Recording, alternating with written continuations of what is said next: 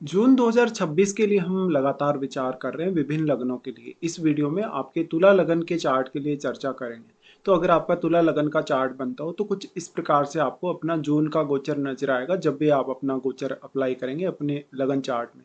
यहाँ पे जो ग्रहों की प्लेसमेंट आपको नजर आ रही है कुछ इसी तरीके की हालांकि प्लेसमेंट रहने वाली है जून में, लेकिन इनमें कुछ प्लेसमेंट में बदलाव अवश्य हो सकते हैं।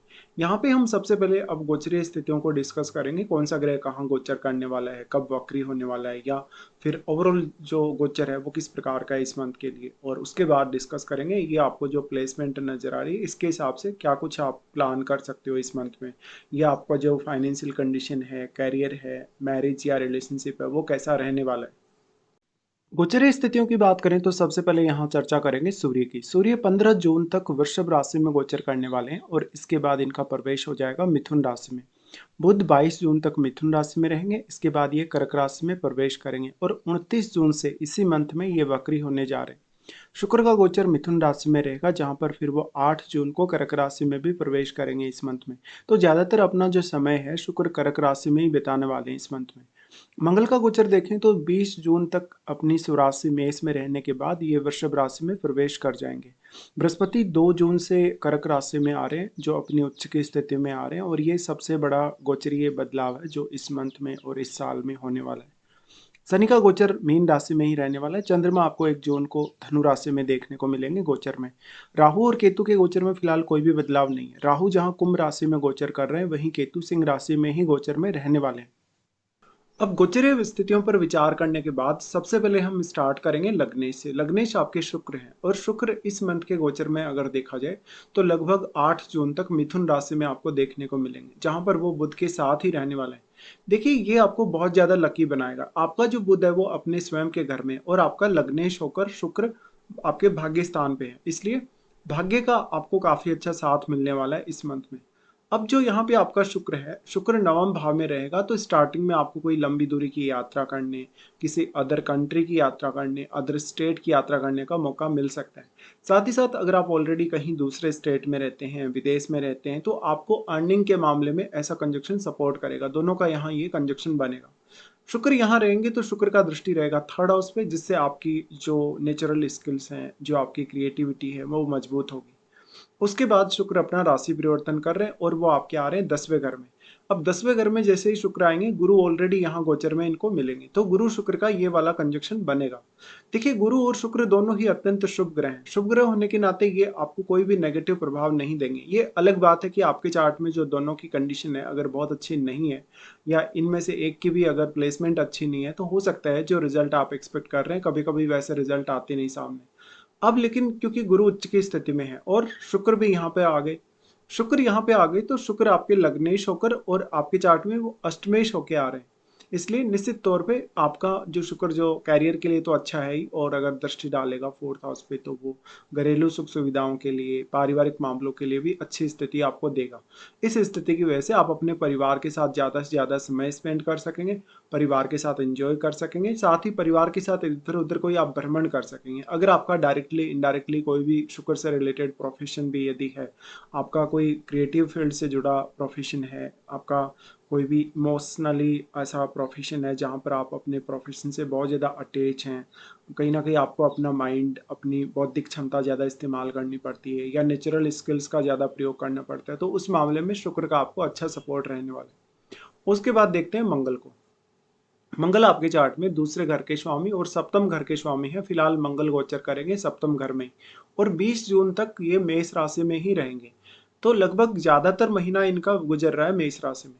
लेकिन देखिए सप्तम भाव में मंगल है और मंगल दूसरे घर के लॉर्ड होने की वजह से ये स्थिति आपके जीवन साथी को आपके लिए काफी सपोर्टिव बना सकती है।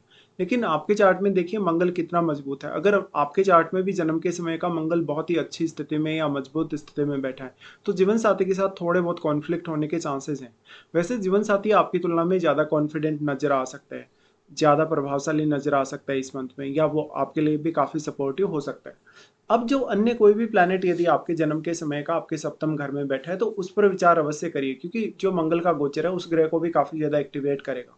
मंगल अब दूसरे घर के लॉर्ड होने की वजह से फैमिली का कोई आप बिजनेस वगैरह संभाल रहे हैं या आप इंडिविजुअल रूप से कोई भी बिजनेस कर रहे हैं तो आपका बिजनेस या आपका काम काफी अच्छा चलेगा। लेकिन अगर पार्टनरशिप है आपकी ऑलरेडी या फिर आप अभी पार्टनरशिप के लिए विचार कर रहे हैं तो आपका काफी गलत फैसला हो सकता है। पार्टनरशिप में आपको अक्सर लड़ाई झगड़े या विवादों का सामना करना पड़ सकता है। सप्तम में मंगल का गोचर आपको बहुत ही ज़्यादा साहसी और काफ़ी ज़्यादा एनर्जेटिक बनाएगा, जिससे आप अपनी लाइफ में जो भी गोल अचीव करना चाहते हैं या जो कुछ भी आप पाना चाहते हैं अपनी लाइफ में, उसके प्रति आप काफ़ी तेज़ी से आगे बढ़ने वाले होंगे। मंगल का यहाँ से जो लगन पर दृष्टि है और जो आपके 10th हाउस पे दृष्टि है, दोनों ही दृष्टि काफ़ी अच्छे से वर्क करेंगी, जिससे आपका समाज में जो नेम फेम है वो बढ़ेगा, आपकी पर्सनैलिटी का प्रभाव, आपके व्यवहार का प्रभाव काफ़ी बढ़ेगा। तो दूसरा व्यक्ति, जो सामने वाला व्यक्ति है, वो आपकी बात को नकार नहीं पाएगा। अक्सर ऐसा जो मंगल है वो हेल्थ के हिसाब से भी काफ़ी अच्छा है और लीडरशिप के अच्छे गुण आप में डेवलप करेगा। तो इस समय आप दूसरों पर बहुत जल्दी हावी हो सकते हैं इसी तरीके से। लेकिन क्योंकि मंगल का गोचर सप्तम घर में है तो ये जीवन साथी का घर है और जीवन साथी आपके ऊपर काफ़ी ज़्यादा हावी रह सकता है। मंगल का दृष्टि यहाँ से आ जाता है फिर आपके 10th हाउस पे, जहाँ पर कैरियर को लेकर आपकी अपेक्षाओं को काफ़ी ज़्यादा बढ़ाएगा, क्योंकि मंगल यहाँ अपने घर में होने के साथ साथ वो अपने नीच के घर पे दृष्टि डाल रहा है। इसलिए यहाँ गुरु और शुक्र के रिजल्ट भी थोड़े ज़्यादा बेहतर होंगे मंगल की दृष्टि पड़ने से। और क्योंकि जो जो मंगल का दृष्टि है उससे गुरु और शुक्र काफ़ी एक्टिवेट भी होंगे तो इनके प्रभाव यहाँ बढ़ने वाले हैं। इस हिसाब से देखा जाए तो अब आपका जो बॉस है, आपकी जो कलीग वगैरह हैं, उनके साथ भी आप काफ़ी प्रभावशाली तरीके से कार्य कर सकते हैं या अपनी परफॉर्मेंस से या अपने कार्य से उन लोगों को आप प्रभावित कर सकते हैं काफ़ी। मंगल का दृष्टि आ जाता है फिर लगन पे। लगन पे मंगल का दृष्टि है तो बहुत ही ज़्यादा साहसिक निर्णय लेने के लिए, बहुत ज़्यादा कठोर फैसले लेने के लिए आपको काफ़ी आगे बढ़ाएगा। साथ-साथ में आप में साहसिक क्षमता डेवलप करेगा और आपको काफ़ी तेज़ तर्रार बनाएगा आपके फिजिकल हेल्थ के हिसाब से। तो हेल्थ के हिसाब से कोई भी प्रॉब्लम अगर चल रही है तो रिकवरी होगी। साथ ही सप्तम का मंगल है तो एक्स्ट्रा अफेयर, रिलेशनशिप वगैरह वो सब दे सकता है। अगर आपका स्त्री का चार्ट है तो इस बात की संभावना थोड़ी ज़्यादा है। अगर पुरुष का चार्ट है तो संभावना थोड़ी सी कम है। अब जो मंगल का दृष्टि लगन पर है, क्योंकि आपका तुला लगन है, तुला लगन होने की वजह से मंगल का जो दृष्टि है वो आपको बहुत अट्रैक्टिव दिखाता है, बहुत ज़्यादा एनर्जेटिक दिखाता है, जिससे आप अपनी पर्सनैलिटी का, अपनी बातों का या अपने व्यवहार का जो प्रभाव है दूसरों पर बहुत ही जल्दी डाल पाएंगे। इससे आप दूसरों से अपना काम निकलवा सकते हैं या दूसरों से अपनी कोई बात मनवा सकते हैं। फिर मंगल का दृष्टि आ जाएगा आपके दूसरे घर पे। दूसरा घर मंगल का स्वयं का ही घर है वैसे तो यहाँ पर मंगल आपको बहुत ज़्यादा प्रोटेक्ट करने की कोशिश करेगा धन संपत्ति के हिसाब से, फैमिली और लाइफस्टाइल के हिसाब से। लेकिन यहाँ वाणी को लेके कुछ दिक्कतें ज़रूर होंगी, क्योंकि ऐसा मंगल है वो वाणी को बहुत ज़्यादा एनर्जेटिक या थोड़ा क्रूर बना देता है कभी-कभी। तो फैमिली में कोई भी प्रकार का आपका बिज़नेस है, अगर कोई भी प्रॉपर्टी वगैरह का विवाद है, कोई भी अन्य झगड़ा है, तो आपको सतर्क रहने की आवश्यकता है। इस एनर्जी का इस्तेमाल अगर आप सही दिशा में करते हैं, अगर करियर में आगे बढ़ने के लिए करते हैं, अगर अपने लिए कोई गोल अचीव करने के लिए करते हैं, तो ये काफ़ी अच्छा है फिर आपके लिए। उसके बाद विचार करेंगे, मंगल यहाँ से अपना राशि परिवर्तन कर लेंगे। राशि परिवर्तन इनका जो होगा 20 जून के बाद होगा और ये चले जाएंगे अष्टम में। अष्टम में यहाँ से ये जाएंगे तो यहाँ सूर्य पहले ही आगे बढ़ चुके होंगे, आपके नवम भाव में चले जाएंगे तो मंगल आपके यहाँ अकेले रहेंगे। अब यहाँ मंगल आ गए अष्टम में तो ये जीवन साथी की फैमिली से या आपके माता पिता से आपको कुछ धन लाभ करवा सकता है, आपको लाइफस्टाइल या आर्थिक रूप से कोई बड़ा चेंज दे सकता है, आपको कुछ नए इनकम सोर्सेज दे सकता है। लेकिन कुछ स्वास्थ्य रिलेटेड इश्यूज और कभी कभी आपका कोई ट्रीटमेंट वगैरह हो, अगर कोई पुरानी प्रॉब्लम आपको चल रही है तो ऐसा हो सकता है आपके साथ। ऐसा जो मंगल है वो धन संपत्ति के लिए काफी अच्छा साबित होगा और मंगल का दृष्टि फिर यहाँ से आ जाता है आपके 11वें घर पे। 11वें घर पे मंगल का दृष्टि है तो ये शेयर बाजार वगैरह से फायदा करवाने या लॉटरी सट्टा वगैरह में रिस्क लेने के लिए अच्छा है। लेकिन यहाँ बहुत ज्यादा रिस्क इन्वॉल्व होने की वजह से इस बात की गारंटी आपको नहीं दी जा सकती कि आपको प्रॉफिट होगा ही। देखिए, अब एक बात और भी है कि मंगल यहाँ केतु को प्रभावित करेंगे अपनी दृष्टि से। केतु और मंगल का जब भी संबंध बनता है तो ये काफी विस्फोटक संबंध है और इसमें जहाँ तक बहुत ज्यादा धैर्य नहीं रख पाता, इससे कुछ लोगों के साथ आपके रिलेशंस भी खराब हो सकते हैं, स्पेशली जो लोग आपके सबसे ज्यादा प्यारे हैं आपके नेटवर्क में। फिर मंगल यहाँ से दृष्टि डालेंगे अपने घर पे। अपने घर पे जब जब भी मंगल दृष्टि डालें तो वो वहाँ काफी अच्छी प्रोटेक्शन लाते हैं, वो आपको हर प्रकार की समस्या से, स्थिति या परिस्थिति से कहीं ना कहीं प्रोटेक्ट करते हैं। यहाँ अब अपने भावे मंगल का दृष्टि का होना धन या संपत्ति में वृद्धि या आपकी पारिवारिक रूप से जो भी संपत्ति है उसमें वृद्धि को दिखाता है और परिवार से बहुत ज़्यादा अपेक्षाओं को दिखाता है। यहाँ पे मंगल की दृष्टि है तो अब वाणी बहुत ही ज़्यादा एग्रेसिव होगी, जिससे अपने व्यवहार को आपको कंट्रोल करना होगा। फिर यहाँ से मंगल का जो दृष्टि है वो आ जाता है आपके तीसरे घर पे। तीसरे घर पे मंगल का दृष्टि बेहद अच्छा वर्क करेगा, क्योंकि आपको बहुत ज़्यादा एनर्जेटिक बनाएगा, साहसी बनाएगा और काफ़ी कठोरता से फैसले लेने के लिए आगे बढ़ाएगा। फिर विचार कर लेते हैं गुरु पर। गुरु आपके तीसरे घर के लॉर्ड और आपके चार्ट में वो छठे घर के स्वामी। फिलहाल गुरु का गोचर के हिसाब से देखा जाए ट्रांजिट, तो उच्च की स्थिति में आ जाएंगे, 2 जून से ये यहाँ आएंगे। देखिए, ये कैरियर के लिए बहुत अच्छा है। कैरियर रिलेटेड कोई लॉन्ग टर्म की आपको प्लानिंग करनी है। साथ ही साथ आपको किसी भी प्रकार से अपने कैरियर में नेम फेम नहीं मिल रहा, अगर प्रमोशन वगैरह नहीं हो रहा, आपके लिए अगर रास्ता नहीं सूझ रहा आपको कि कौन सा पर्टिकुलर कैरियर आपको चुनना चाहिए, तो इस मामले में गुरु आपकी काफ़ी हेल्प करने वाले हैं।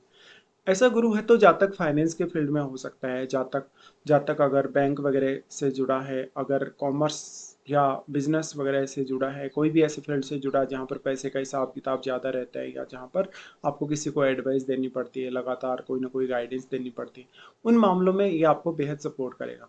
अब क्योंकि तृतीयेश है बृहस्पति, तृतीयेश होने की वजह से ये आपकी जो स्किल्स हैं उनको डेवलप करेगा और आप अपने स्किल्स का इस्तेमाल अपने कैरियर के लिए कर सकेंगे। यहाँ फिर जो शुक्र आ जाएंगे तो शुक्र एक अच्छा और इम्पैक्ट यहाँ डाल पाएंगे गोचर में। और फिर गुरु, क्योंकि वो आपके छठे घर के स्वामी हैं और वो छठे घर पर अपनी दृष्टि भी डालेंगे, तो हर तरीके से कैरियर के लिए गुरु का गोचर बेहद इंपॉर्टेंट है। गुरु सबसे पहले अपनी दृष्टि डालेंगे आपके यहाँ पे सेकंड हाउस पे।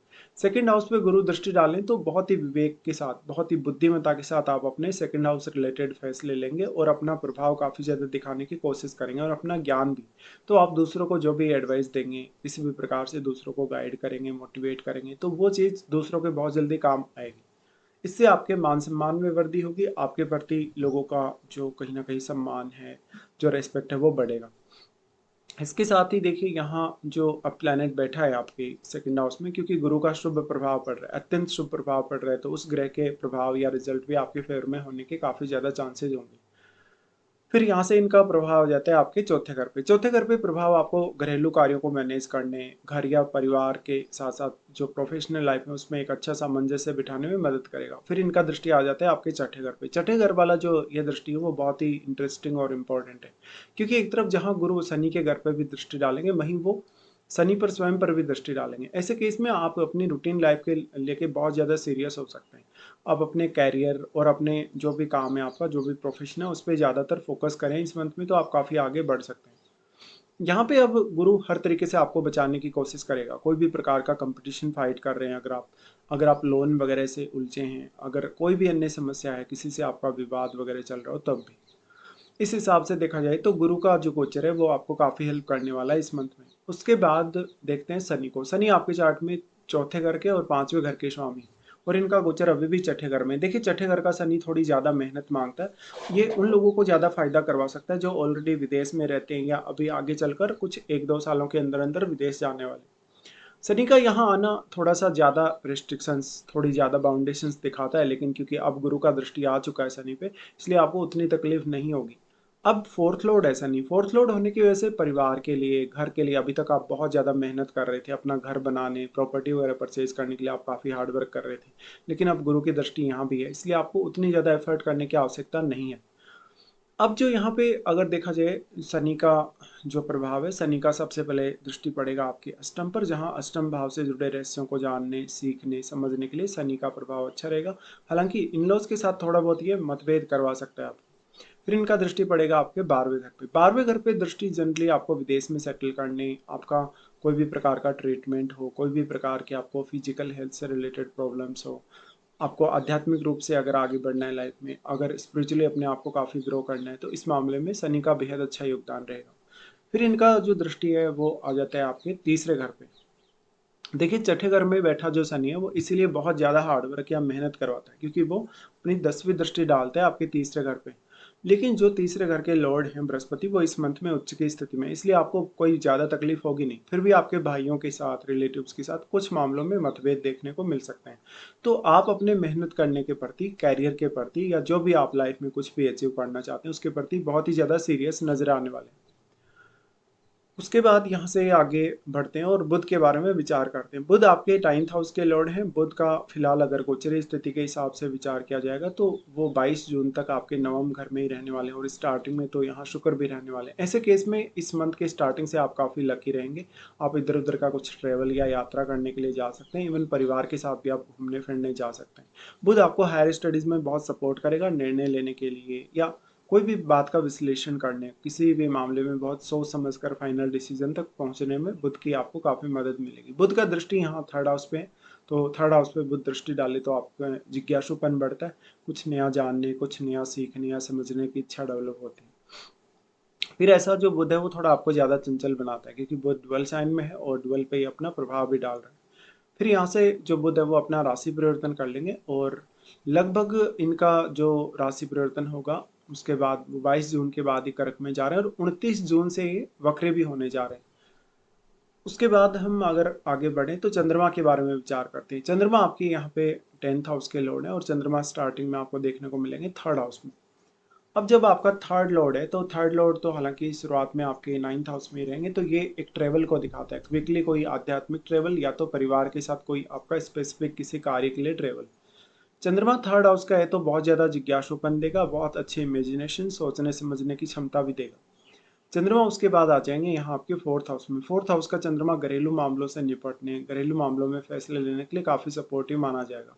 इसके साथ ही फिर चंद्रमा जब राहु के साथ होंगे गोचर में तो थोड़ा इल्यूजन या भ्रम की स्थिति जरूर आप में हो सकती है। उसके बाद सूर्य को विचार करते हैं। सूर्य आपके 11वें घर के लॉर्ड हैं और सूर्य का गोचर अगर देखा जाए इस मंथ में तो स्टार्टिंग में वृषभ में सूर्य रहेंगे, लगभग 15 जून तक इनकी ये स्थिति रहेगी यहाँ पे। देखिए सूर्य अष्टम भाव से जुड़े हुए रहस्यों को जानने, अष्टम भाव को जानने के लिए आपकी बेहद सपोर्ट करने वाले हैं। सूर्य लेकिन 11वें घर के लॉर्ड होने की वजह से इस भाव से काफी ज्यादा धन दौलत या पैसा भी आपको दिला सकते हैं और ज्ञान भी। इवन सूर्य का दृष्टि यहाँ से वाणी स्थान पे रहेगा जो कि आपके लिए बहुत ज़्यादा डेंजरस है कुल मिलाकर, क्योंकि यहाँ पर आप बहुत ज़्यादा एग्रेसिव रहेंगे, किसी से कुछ ज़्यादा सुनेंगे नहीं। फिर आपके सूर्य जा रहे हैं 9th हाउस में। 9th हाउस में सूर्य का जाना मोस्टली अच्छा साबित होगा और ये 15 जून के बाद ही इनका गोचर होने वाला है। तो ये आपके स्टडी पर्पज़ के लिए, आपकी लर्निंग के पर्पज़ के लिए, लाइफ में कोई भी प्रकार का बड़ा फैसला लेना हो, कुछ आपको सोचना हो, निर्णय लेना हो, उस मामले में बेहद आपको सपोर्ट मिल जाएगा। सूर्य यहाँ से आपके लिए एफर्ट करना काफ़ी आसान कर देंगे क्योंकि उसका दृष्टि जो है वो 3rd हाउस पे पड़ेगा। साथ ही साथ ये बुध के साथ भी यहाँ रहने वाले लगभग 7 दिन तक के लिए बुध का और इनका कंजक्शन बनेगा। तो ये हायर स्टडीज़ के लिए अच्छा मंथ है। इधर उधर का कुछ ट्रेवल करने, कैरियर पर्पज से ट्रेवल करने के लिए भी काफ़ी अच्छा समय माना जा सकता है। अब हम आगे बढ़ जाते हैं और देख लेते हैं आपके लिए कौन कौन से इस मंथ में अच्छे दिन है, कौन कौन से कुछ खराब दिन भी हैं। राहु और केतु के बारे में अभी हम फिलहाल कोई चर्चा नहीं करेंगे, ऑलरेडी इनके बारे में पहले काफ़ी बार चर्चाएं हो चुकी हैं। तो सबसे पहले अच्छे दिनों की बात करेंगे अब तुला लगन वाले जातकों के लिए। तुला लगन वालों के लिए सबसे अच्छे दिनों में 1 से 3 तारीख तक, फिर 11-12 तारीख, फिर 15 से 18 तारीख तक, 24-25 तारीख और 29 और 30 तारीख, ये दिन बेहद अच्छे निकल के आ रहे हैं कैलकुलेशन के हिसाब से।